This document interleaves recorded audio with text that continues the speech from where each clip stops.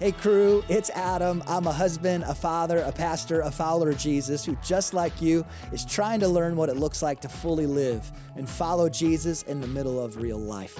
It is one thing to be someone on Sundays, but what about Monday through Saturday? And so here, we're going to talk about faith and making a difference in the messy, ordinary moments where it's often the hardest to live out. Some weeks I'll share what God is teaching me. Other weeks I'll sit down with leaders, pastors, athletes, friends. There's no fluff, just encouragement and truth for your life between Sundays. I'm so glad you're here.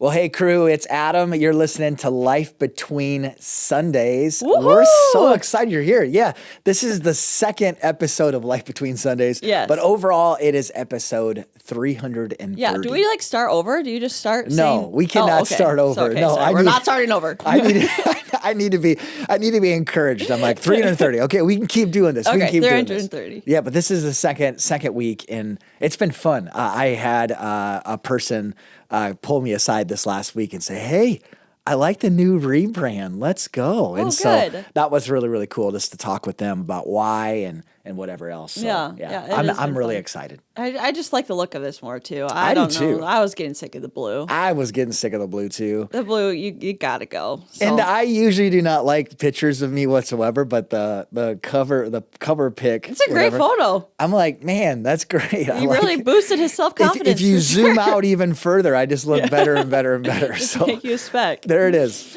Okay, we got episode 330, a fun episode for you. Let's give your high, low, and your buffalo. Gosh, that Whatever, buffalo whatever again. you want, your high, a low. I think my high this last week, so this was a week that I saw coming like 3 months ago. I knew this last week was going to be a busy one. Yeah. But for me, a highlight was having my friend Brad Lomenick here. So Okay. Brad has just had a huge impact on me, and it was super fun to be able to introduce him to a whole bunch of friends that have heard about Brad for a long, long time. So And how did you meet? How did you meet Brad? I met Brad.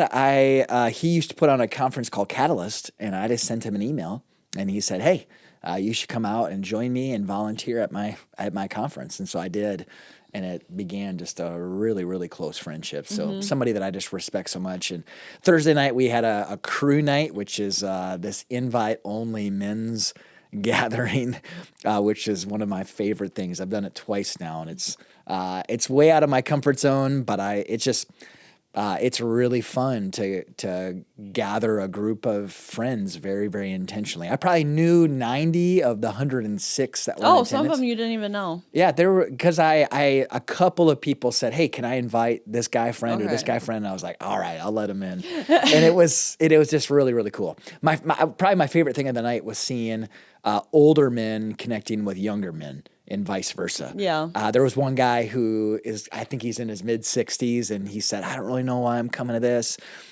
When he left, he said, "Hey, incredible. I have the number of 3 younger dudes, Aww. and I can't wait to grab coffee with them." Oh, I was like, that's "Let's fun. go." That's so cool. That was a highlight. Very, very cool. And you don't have a low Or or random. I'm trying to think of a low. I think my low was feeling maybe stretched too thin this last week. Yeah, just with the new series and the... Yeah, new series, the crew night. We had some other things going on. So it was just a busy, busy week. I'm trying to think of a buffalo. There's got to be a buffalo in there somewhere. I don't know. I ordered a turkey call. What? I ordered a turkey call on Amazon. It was the easiest turkey call. Why? Because at my little tiny cabin that I have, I'm going to try to attract turkeys there and Just see to hang out with them or what? just to see. I'm not going to shoot them. I'm friendly. So you're just going to bring them in? I'm going to try to bring them in and see what happens. That's a buffalo. It's actually a turkey. It's not a buffalo, but we'll get it, The turkey call just to make friends with the turkeys. Okay. So Okay. It's going to be great. It's going to be great. I wish you the best in It's this going to be whole awesome. adventure you I'll have definitely going. send pics if I find them. today we have a conversation with Ethan Benard. Yeah. Can you give us a little rundown? Who's Ethan? Why I should listen? Ethan Benard. If you are not following him on Instagram, you definitely need to. There's only hundreds of thousands of people who follow him. He is. He came across my feed one time. I wasn't following him, hadn't heard of him.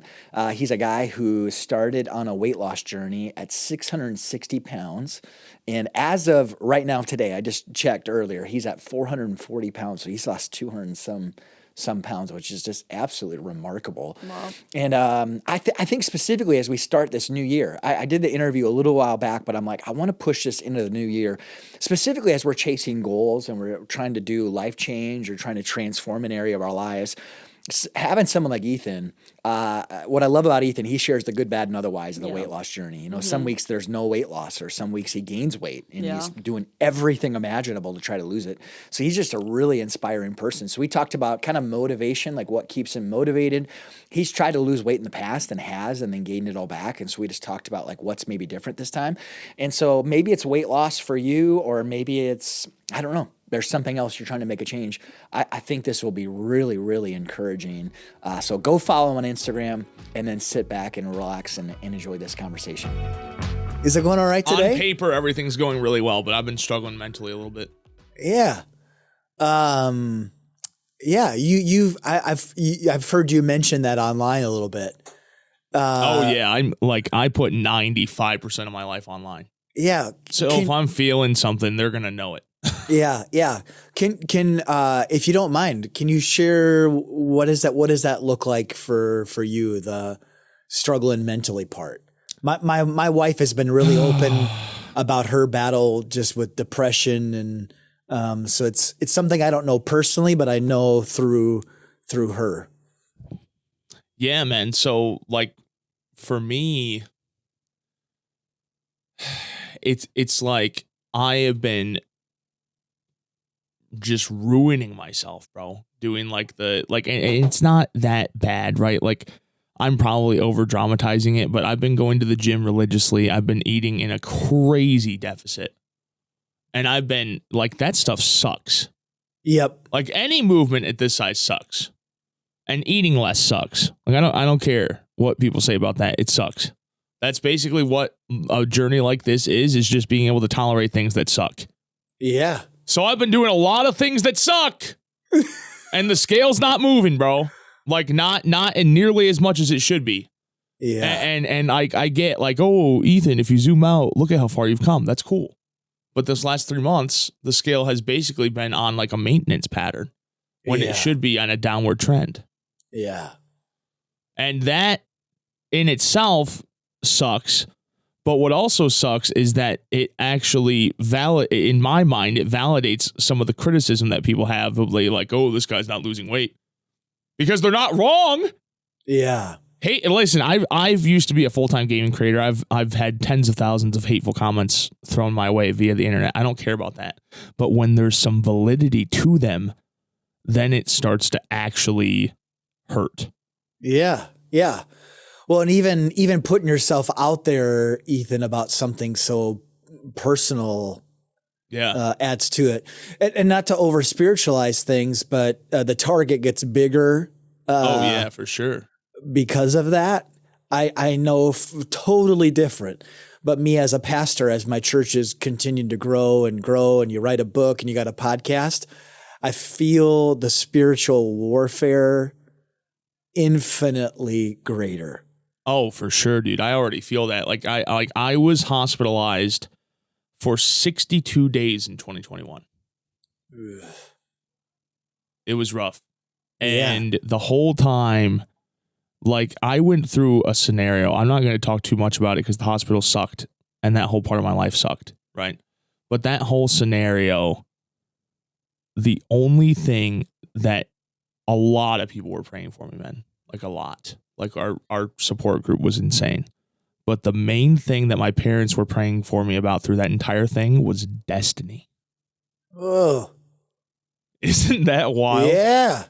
So I was doing streaming full time. Obviously, I wasn't doing any faith-based content or anything like that. I was just a fat guy sitting there playing video games, making people laugh. And I was good at it. And I had a very large audience for that industry. And I loved it. And I loved my life for the first time as an adult ever. And then in the midst of that, I got COVID. And while I had COVID, I got a bacterial pneumonia in my lungs somehow. What? So I got put on a ventilator for like 10 days. I spent 3 weeks in the ICU, and then I spent another 5.5 weeks in a rehab hospital. Whoa. But I went from broadcasting and thriving professionally and like being happy and starting to lose weight and like heading in what I thought was the right direction for the first time in my life to being in a hospital for over 2 months and not even understanding why God kept me alive. Yeah. Yeah. That was the biggest. It's such an interesting aspect, Adam, because my faith the whole time I was in there, I was like, God, if you're real, if you have a purpose for me, keep me alive, right? Yeah. And then when he kept me alive, I got home and I spent 3.5 years wondering, God, why did you even keep me alive? Yeah. Like I was a disgustingly angry and bitter. Like I wasn't the same person I was before the hospital when I got back.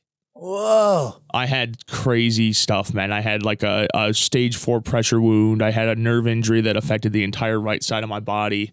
My right arm was limp for almost 11 months. Yeah. Crazy. Like my whole life, professionally, personally, mentally, spiritually, just got freaking thrown on its head, bro. Yeah. It was wild. Okay, so I know that's a lot to unpack. No. Ethan, so I've interviewed John Maxwell, Andy Stanley, professional athletes, a gal from Destiny's Child. I mean, like, I am pumped, and I don't say this lightly to connect with you. Like, I just met with a person in my church, and I told them just the Cliff Notes version of who I've started following in you. You're inspiring me. And not just me, so many others. And I've randomly started praying for a guy that I have no clue who he is except through his Instagram, just because I see you putting in the hard work and I see you inspiring others. And I also see you, sometimes I cringe when people bring the faith element into things. And I'm like, this is not. I'm very methodical on how I do it, though. You do it beautifully. Can I give you a rundown of that real quick?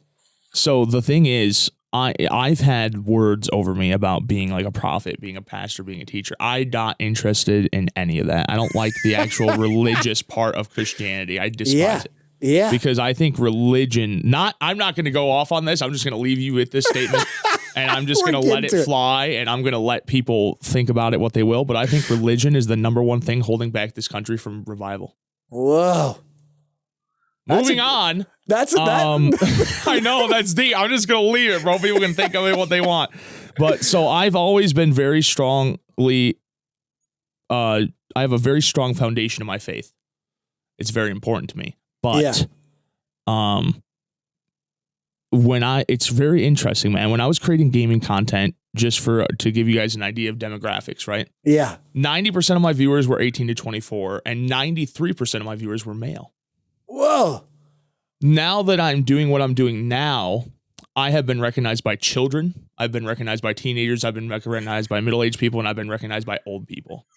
I literally have like anywhere from including Chris Pratt. Yeah. So like I have people in the entertainment industry, which is where I want to end up. I have people in industries that I would never want to be a part of. I've got people young, people old, literally everybody. The content that I'm doing right now and the way I'm going about it is in a way that it can be helpful or at the very least inspirational to literally anybody. Yeah. Anybody that has any sort of change they want to make in their life. It doesn't have to be, they're super fat. Yeah. Right. So I feel that, like, just to encourage you, Ethan, like I feel that.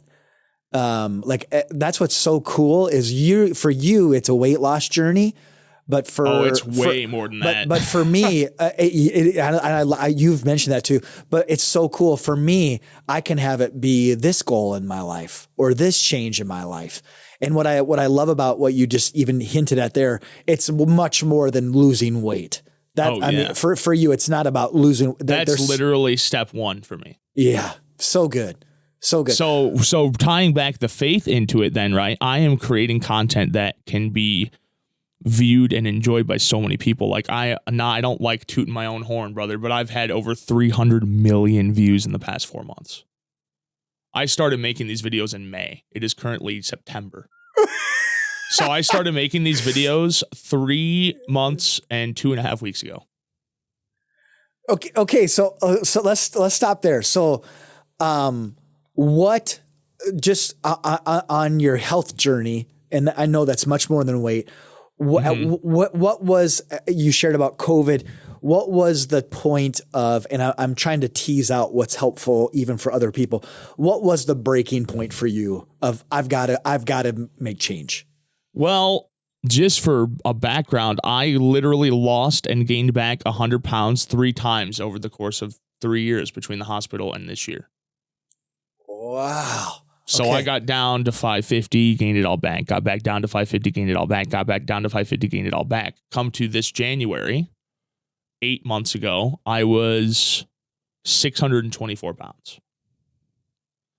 And this is a pretty deep quote, and I say it on every single podcast I go on. A lot of people, including myself, who have a big change that they need to make in their life have convinced themselves that they want to make the change without actually making the decision to do so. Explain that.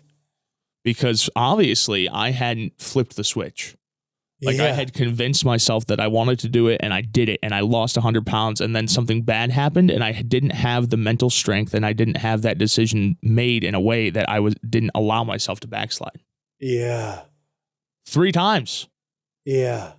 I gained back the 100 pounds 3 times because I allowed something that hurt me mentally or emotionally or physically to just let me go back to my old ways and lose all the progress that I had made.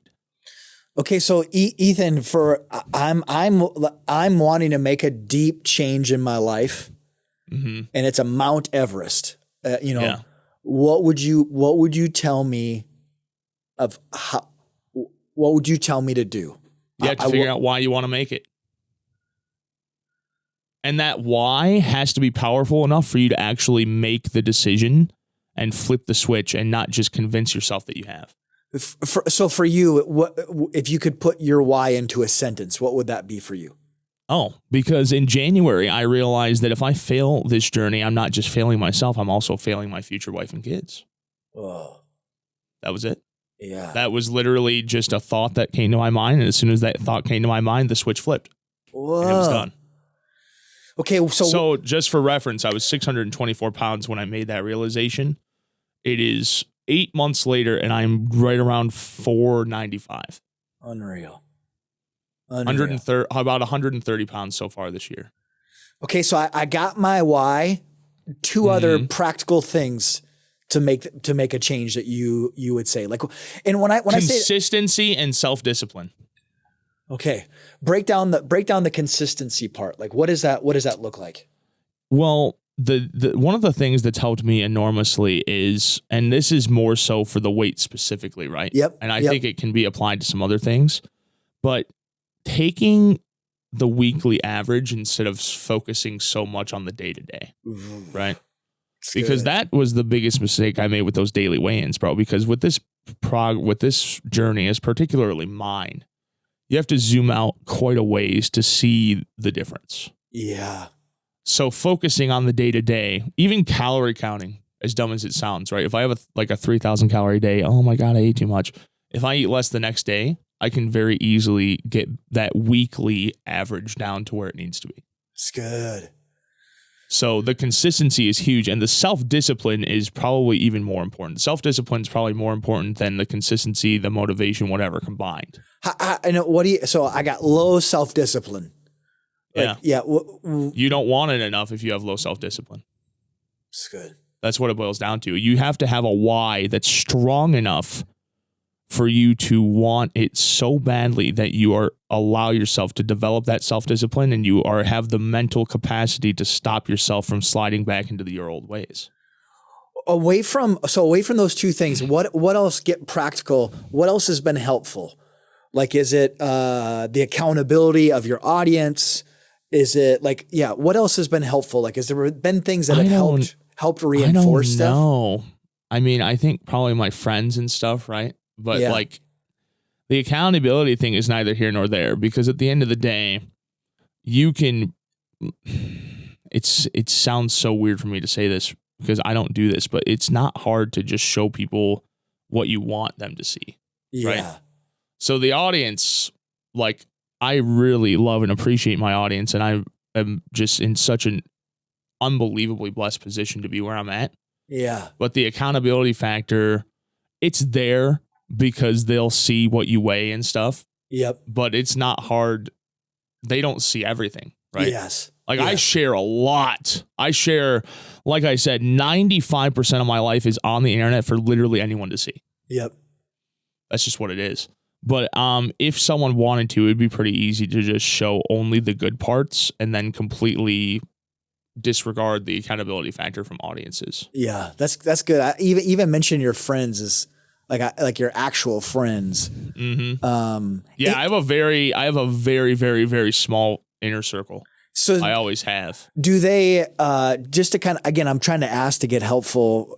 Do they touch base with you? Do they say or do anything? Yeah, dude. I'm with my best friend Danny almost every day. I'm getting to the point where I'm considering paying him to quit his job. Yeah.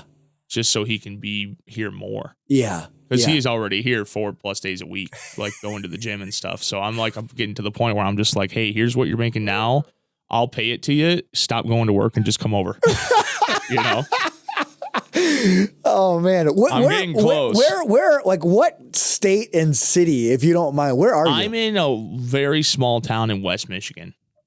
I've never had a desire to live in West Michigan. No, I haven't either. But I don't enjoy it here. Like, I enjoy the community here, but there's nothing about Michigan that I actually care about. You don't know this, but we're already tight friends, and the thought of getting paid to hang with you and go to the gym with you, it's maybe worth quitting my job here at the church. I actually.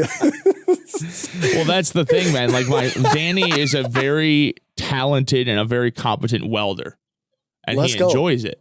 But he works in a small town for a small shop that doesn't pay him anywhere near what he's worth. But he enjoys it, and he enjoys the people he works with, so he's kind of like okay with it. That's so we've been telling him for the last decade, dude, you're being undervalued. You're being undervalued. You're being undervalued. Start selling that stuff online. He doesn't care. He's like, he enjoys what he does. It's good. Right? But I'm at the point now where I'm getting to that point where I'm starting to consider, hey, maybe I'll just match what he's making and just pay him to be here, because I deal with a lot of the mental and physical stuff, and I have people that I can call, but having someone here would be like another level of consistency. That's good. You know? What I hear you're saying for the everyday person is just the importance of having that person to go to the gym with. Like, I'm going there, they're going to show up. Work like the days that I really don't want to go. Like, I think that's huge. And honestly, I lost my first 100 pounds this year without him being there so much. Yeah. That was all purely, like, before I started making these videos, that was all literally just intermittent fasting and calorie counting. That's good. I was still sitting on my butt playing video games 50 hours a week. Yeah. And I lost 100 pounds in 5 months. Crazy. Ethan, things that you would say, again, I'm trying to get transferable things. Yeah. The first word I want to say is stupid things that you've done that have been defeating. Or has there been anything that's been defeating in this journey that would be transferable? Like, just don't do this, this, and this. Like, that might just be like, has there been things that kind of almost like, so my friend John Acuff, by the way, if you haven't read John Acuff's stuff, he has a book called All It Takes Is a Goal. I've been doing it the last 3 years of my life. It's been transformational in so many different areas. But he talks about, he has a book that he refers to. Oftentimes we have an upper limit problem where we self-sabotage when we hit something because we just don't believe we deserve. I'm there 100%. The self-sabotaging thing, I'm probably one of the most self-destructive people you ever meet. Oh, I mean, for me, it was in a totally different area, but I would hit that upper limit and I would self-sabotage. I don't deserve this, blah, blah, blah. And that's where I'm at with calories, bro. If you look at my tracked stuff, like if I have a day where I feel like shit and I end up at like 3K, when I'm supposed to be at around like 2,500, right? And I'll look at that and then I'll just go, well, I've already screwed myself, and then I'll eat something else. Oh, are you a reader? Nope. Dude, I have stacks of books that I'm supposed to read that I just can't get myself to. Are you an audiobook person, maybe? Nope. Son of a gun. I need to, man. Because really bad. So John gave me, again, I'm going to try to connect you and John because the two of you, he's awesome. But so the book is called The Giant Leap. It's a small, thin book, but it talks about hitting that upper limit problem. And like, I feel like I've just, in the area that I've been wrestling, I'm just overcoming it for the first time in my life. And it's been there my entire life. And it's like, oh my gosh, this is what it feels like to not self-sabotage. So good. Okay. Gosh, I feel like on the day-to-day, how is faith played into the day-to-day part? Not kind of the overall, but what does that look like for you, Ethan, on the day-to-day? It's not good, bro. Yeah. It's not good. I'm a very I am so bad at prioritizing the things that I should be prioritizing. Like, I even got to the point where I bought a new journal and I bought a new Bible and I want to take the time to read it more and journal and stuff. And I just haven't. I haven't taken that time. Yeah. It's disgusting, man. Well, I've struggled with that. Like, my faith is incredibly strong. Like, you could put a gun to my head and question me about my faith and I wouldn't falter. But I really, with the time management thing and just I don't know if it's the anxiety. I don't know if it's the stress. I don't know what it is, but I literally just struggle getting myself to take time out of my day to force myself into that reading the Bible and praying. And that's not something you should have to force yourself to do. Yeah. That's something you should want to do. And I'm just bad at it, man. Yeah. Well, Ethan, just to share for 2 seconds there, what I would say is instead of seeing it as a disgusting thing, or maybe even, and this might be off with you, a shameful thing of I should be better and I should feel this way and whatever. Yeah. My prayer for you is instead of seeing it that way, my hope is that you wouldn't feel an ounce of the disgusting part. You would just feel so deeply loved by God. And so there wouldn't be shame connected to it. There would just be a father who's just like, man, I love Ethan. And anytime he does talk with me, I'm just so overjoyed to talk to that fella. Because man, when I made him, he's a keeper. That when I made him, man, I almost thank God it was the day I was able to rest after it because he was a good one. I pray that you would. This is what I tell people all the time that I sit with. You would just know that he is so excited anytime that you reach out and connect with him. And so any moment that you feel that should, or you fell short in another area, Ethan. My hope would be you would feel the total opposite. You would just feel him no, I'm so glad that you're telling me about it and you're talking to me, even about feeling shameful. I'm so glad that you're bringing that to me, Ethan. And maybe even instead of seeing this set apart time, which I do think is beneficial. I have it every single morning. This morning right now, I'm going through the book of Genesis. I believe I'm in chapter 28 as we speak. I think that's really beneficial. And I literally sat outside a coffee shop in downtown Sioux Falls and just stared at the landscape and was just telling God how awesome and rad he is. So I think that's important, but maybe even throughout the day, just, I always say, if you're good at worrying or stressing, you'll be fantastic at praying, because all you need to do is anytime God, I'm worried. I don't have any, I'm missing this goal, whatever. Instead of doing that, that's stressing and worrying. All you need to do is add Jesus or Lord at the front of it, and it turns into a prayer. Lord, I'm struggling with my goal, my calorie count. I'm over 3,000 today, Lord. gosh, I'm feeling like I don't have any self-discipline right now, God. Father, like and then, so maybe in addition to the Adam, Jesus, or Father at the beginning, and after you say whatever you're feeling, maybe just add, so what do you think about that, Lord? And so that would just be my encouragement. Cause like I on this journey, every time I see one of your videos, Ethan, all I can think of is how well pleased God is with you.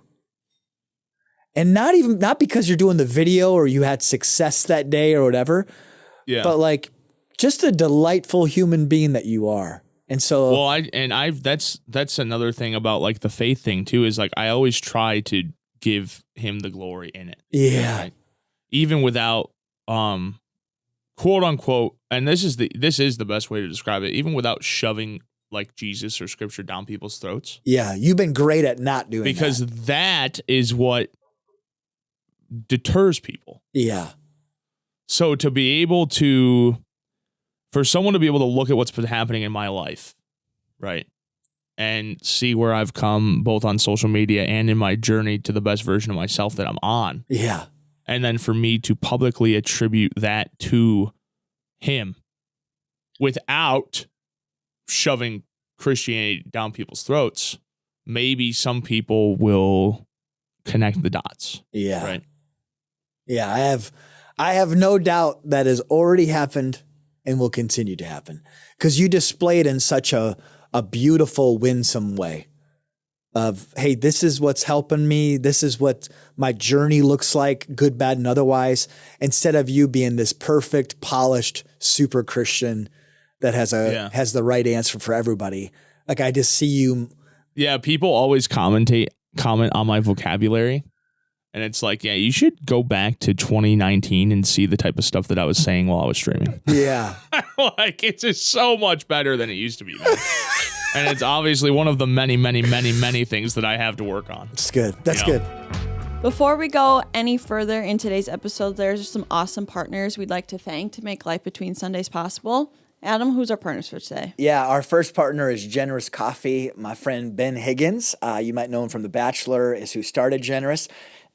They are amazing, amazing company. They sell coffee beans that are incredible. My wife and I drink Generous coffee all the time. We also serve it at the church here to thousands of people every single week. But listen to this, 100% of their profits go to support nonprofits all around the world. It really makes no sense. Even Ben has told me, he's like, this is not a great business model, but it's like, it's a calling for him. And so if you are wanting to drink amazing coffee while making a difference while drinking coffee, go to generouscoffee.com. Specifically, if you buy in bulk, if you're a business or church, I cannot more highly recommend doing so. If you do, tell Ben, say, hey, Adam sent me, go do that. So Generous Coffee. Our second partner is Vern Eide Mitsubishi. Vern Eide Motorcars is an employee-owned, faith-based company that strives to deliver dreams and transform lives in all that they do.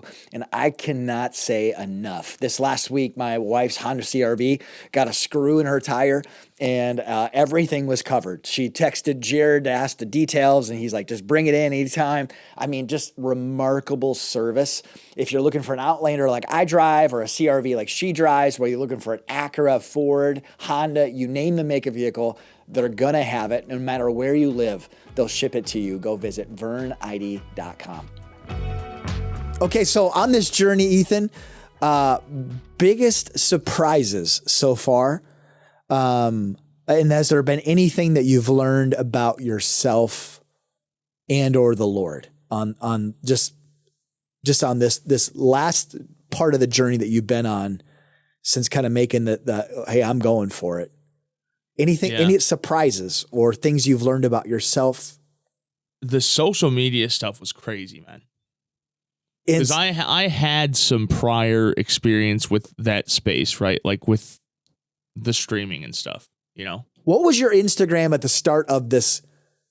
It had like 2,000 or something. I don't know. It was my personal Instagram account. You can scroll down if you can scroll past the 500 things I've posted in the last 4 months. you can scroll down and see like the original dozen or couple dozen posts that were there from the last 10 years before I started this. Is that good content that everybody should go back and? It's just random photos, mostly. A lot of photos of my old dog. Like one of the first photos I ever posted of myself at E3, like 2017, 2018. Okay, so what's the social media has been a surprise. Dude, because it's like, I went into the social media thing, right? I had a plan. I'm scrolling. Right? Like I'm scrolling back as we speak. Continue on. Yeah, you're gonna have to go for a minute.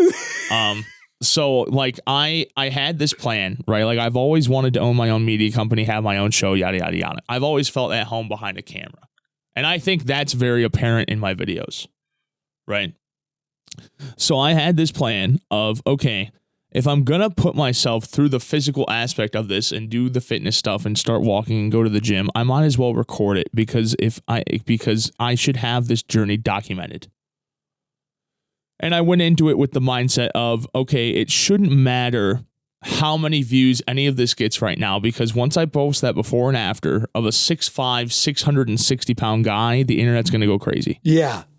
Right?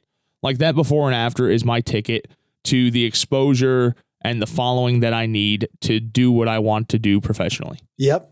But lo and behold, 1 week in, I was at like freaking 10 million views and like 17,000 new followers. And as soon as that first week in, I was like, oh crap, this is happening. And I had to lock in, you know? And I had the prior experience on camera and the prior experience in that industry to understand how to take that momentum and just run with it. Yeah. Like run. Like it's crazy, man. That Facebook page didn't even exist before May. TikTok had 100,000. Now it has well over 300. You know, I think at this point, if not close to it, I've gained nearly 1 million new followers across platforms in the last 4 months. So I only usually try to encourage. I'm going to give one critique just of your Instagram. Yeah. Can we have more of Lizzie? Because Lizzie showed up back. Lizzie has passed away, my friend. No. There's a new one though. No. So, dude, yeah, Lizzie's death was when I gained back, one of the times that I gained back 100 pounds. Wow. Because she was my best friend from the age of literally since I was 10. Oh my gosh. I am sorry. So in November of 23, she literally ate a mushroom and died within 24 hours. In the same part of our yard that I had been taking her out in for literally 13 to 14 years. Yeah, man. Just out of nowhere. Yeah, well, I'm sorry. We just said goodbye to our mini schnauzer, and our whole family went through.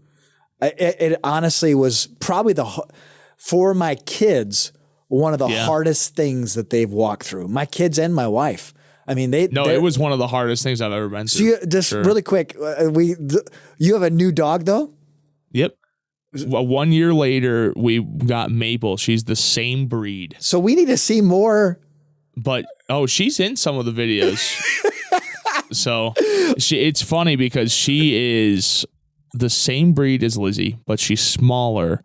And Lizzie was a black Shishan, and Maple is like a tan, like a literally light, like almost blonde. How about that? And their personalities are also like complete opposite. Okay, so you're bragging on your dog. I'll brag on mine. His name is Senator, and he's an English setter. And this is where I'm proud. God keep me humble. He's the best looking dog in the United States. Okay, that's awesome. Okay, what breed did you say he was? He's an English setter.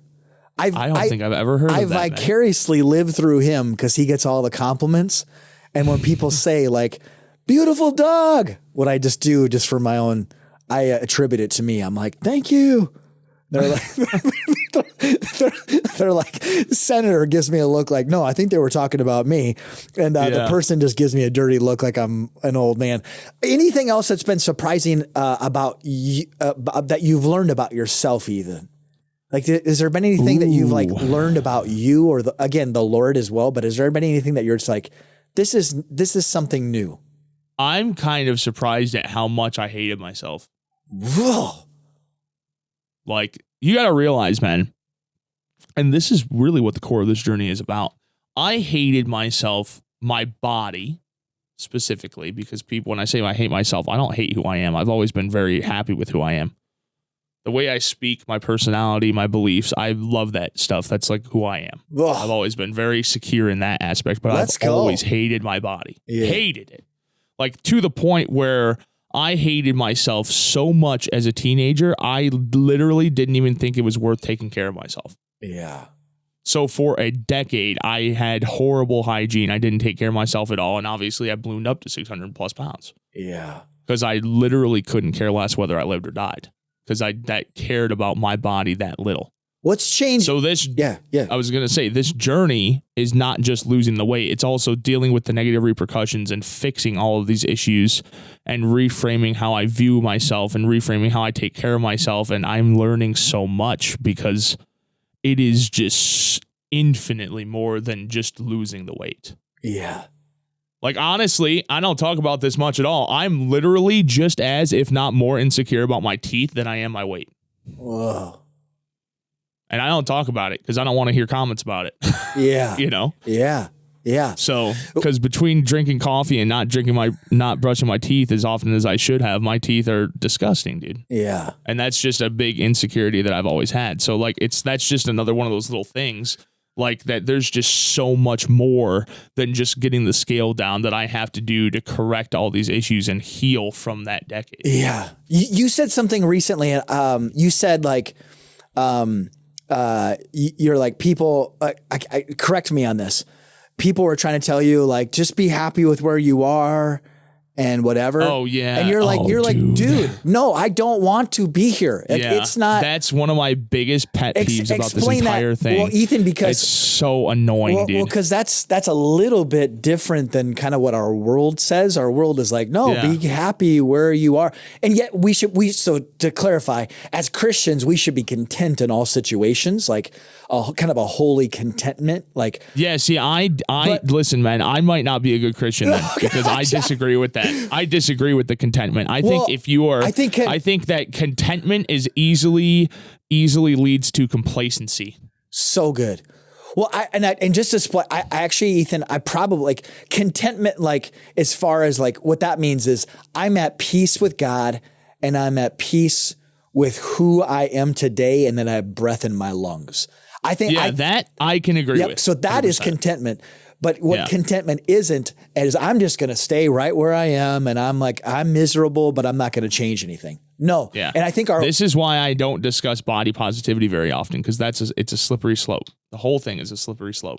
Whoa. Because I have these people that are like, I made a video, right? I weigh 500 pounds. Regardless of how much effort I put in today, I could run a marathon. I could be the world's most active and the best freaking version of myself on the planet today, and it would have absolutely zero impact on how I would wake up and feel tomorrow. Whoa. There is nothing I can do in any given day, even if I had superpowers, that would allow me to change the fact that I have to wake up tomorrow and deal with all the negative repercussions of being a 500-pound man. Yeah. So I don't appreciate and I understand some of these people mean well, but they're like, oh, Ethan, you don't have to feel that way. True. Why do you think I'm trying to lose the weight? So I don't have to wake up and feel like that. But don't sit there and gaslight me into, oh, well, if you just reframe it or start some antidepressants, you don't have to wake up feeling bad. I'm 500 pounds. It makes sense that I wake up feeling like crap. Yeah. But I'm not going to be able to not feel like that until I get the weight off. That's where I kind of get into like this really toxic, like, don't patronize me mindset. Like, you don't, like, unless you've been this size, you don't understand the just how disgusting and how miserable it is, you know? Sorry, I know that was like a little heated, but like, that's where my mind's at with that stuff, bro. Well, and I think, again, we're on the exact same page. Again, I think a biblical view of contentment, you and I are on the same page, is like, nope, I'm right with my maker, and I am grateful for the breath in my lungs today. I would say that's contentment. And I don't need to buy a bunch of crap to make myself happy, and I don't need a whatever. Yep, so there's that. But no, I don't want to stay in this place. I think that's, correct. And I actually think that's the gospel. Like that's him redeeming all of humanity, our physical bodies. Like, no, like, for another person, I'm addicted to drugs. Like, I don't want to stay here. This is not God's best for my life. And I think that holy contentment, like we talked about with that, like, but I'm not, like, it's like he loves me right where I am, but he loves me enough to not let me stay there. Yeah, and I struggle with the contentment and the complacency sometimes, man, because I'm starting to make more money than I ever have now. Yeah. With the views I have coming in and stuff, and finally being monetized on Facebook. But I was talking about this with another creator yesterday. I'm not going to allow myself to become complacent with what I'm making just because it's like a good number. Yeah. Right?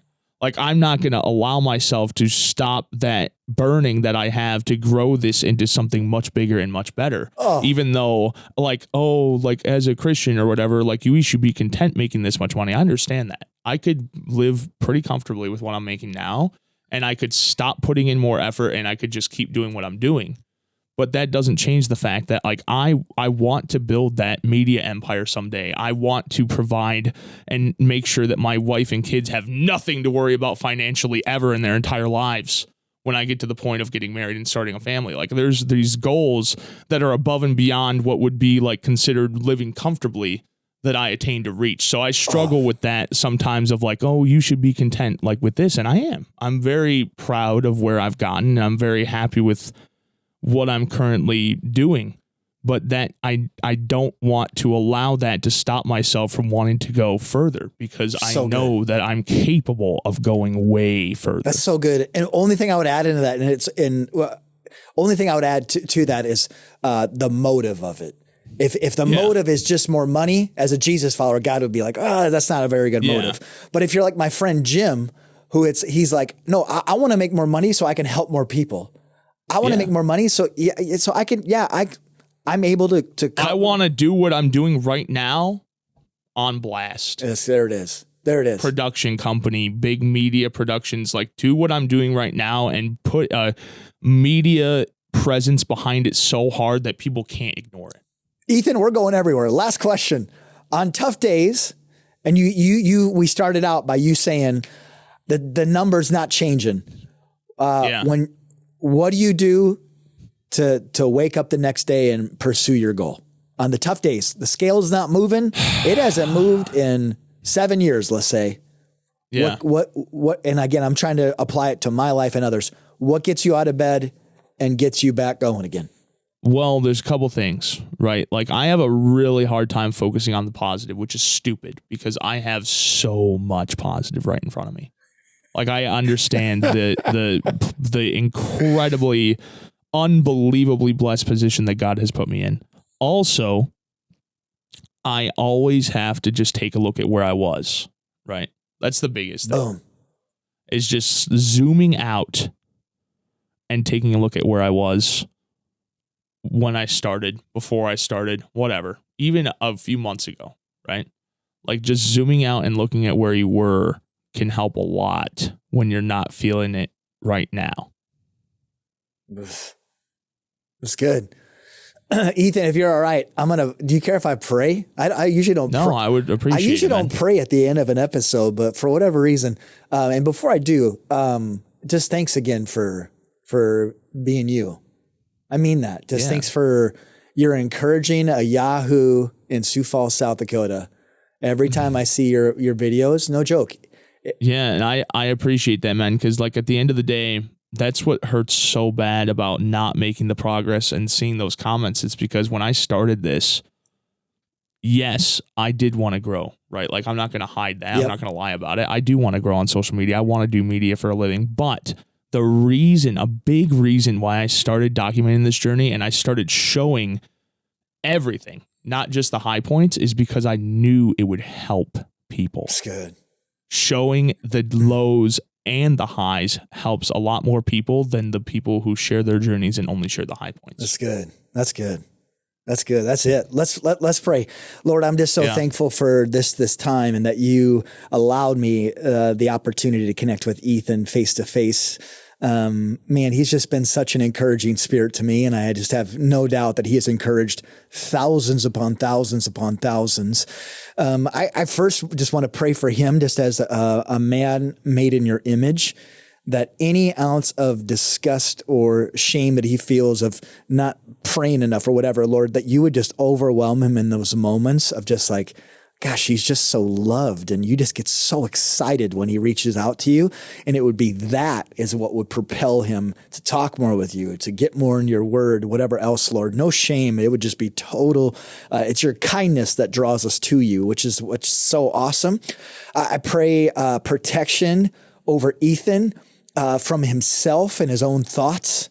I pray protection spiritually wise, which I don't talk much about spiritual warfare, and yet it's so evident. And you would the evil one would want nothing more than for Ethan to fail, for him to believe lies, for him to get discouraged. And so I pray protection over him. I pray your hand over him. I pray, Lord, that you would grow his influence and that he wouldn't just use it for himself, but he'd continue to use it for others in every way, that he'd just continue to use it for others. And I pray that in him and through him, Lord, he would be blown away by the numerous people who begin to make drastic changes in their lives in so many different ways, changes towards goals, changes towards transforming into the person that you've created them to be. And so, Lord, we just love you and we thank you. We pray all these things in your name. Amen. Well, thank you guys so much for listening to this episode of Life Between Sundays. Wherever you're at, your car, on a walk, at work, we're so grateful that you joined us for the last 45 minutes. There you go. Yeah, just thankful to be here. Yeah, Ethan, thanks so much for everything. It's been fun to stay in contact with you. I don't take it lightly that you'd spend the time with us. Thanks to our partners, Generous Coffee and Vern Eide Motorcars. This would not happen without these two amazing businesses. So go support both of them. And last but not least, thanks to all of you who listen in. One last thing, though. We got a newsletter. We do have a newsletter. It's great. My mom just texted me last week. She's like, this girl just told me she gets an email every time an episode comes out. She's like, how do I do that? No way. Yeah, she did. I was like, oh. Let's go, Mom. Okay. AdamWeber.com/thecrew. So go sign up. It's usually one email a week. Yeah, it's nothing crazy. It's not like you're going to get blasted. Yeah. So go sign up. Love you guys. AdamWeber.com/thecrew. Awesome. Have a good week. You too.